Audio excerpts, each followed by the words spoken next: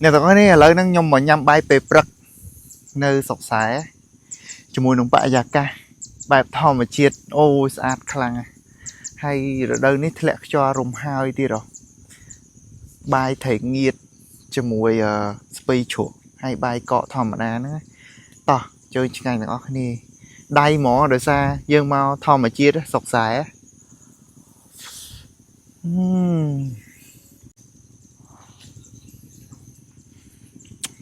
bông bông ơi bạch trăm bài hàng bài ấy tuy chuột hay thành nghĩa đó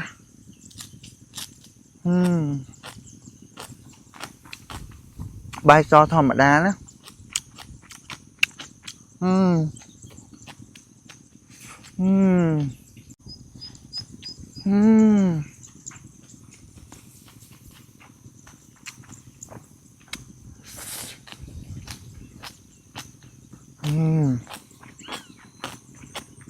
mùi nồng cho là các bò sốt không mà chết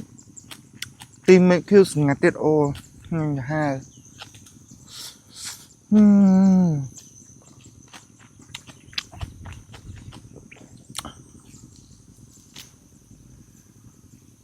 bài màn trang có thế nào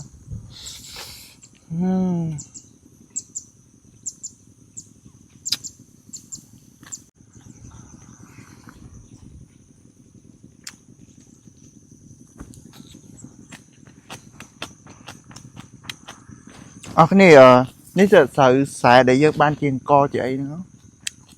nhưng mày hụt hết mà thôi ta ngồn bên nữa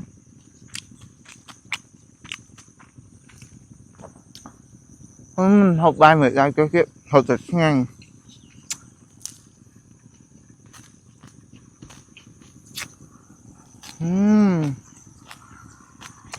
học được lọt mà